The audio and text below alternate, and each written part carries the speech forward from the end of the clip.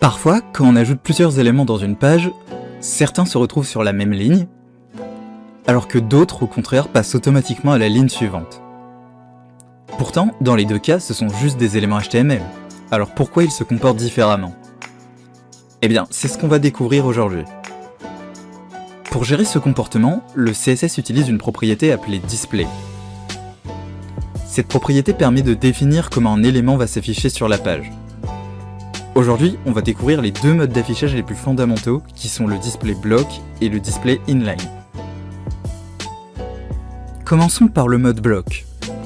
Un élément bloc se comporte un peu comme quelqu'un qui réserve toute une rangée au cinéma. Même s'il n'utilise qu'une petite partie de l'espace, personne ne peut venir à côté. Et c'est pour ça que les éléments blocs se placent naturellement les uns sous les autres. Le mode inline fonctionne différemment. Cette fois, les éléments prennent seulement la place dont ils ont besoin. C'est un peu comme des passagers dans un bus. Chacun occupe sa place, et tant qu'il reste de la place, d'autres peuvent aller s'installer à côté. J'espère que cet épisode t'a aidé à mieux comprendre les modes d'affichage block et inline. Dans le prochain épisode de Dessine ton code, on découvrira les positionnements relatifs et absolus, qui sont une nouvelle façon de contrôler l'emplacement des éléments dans une page.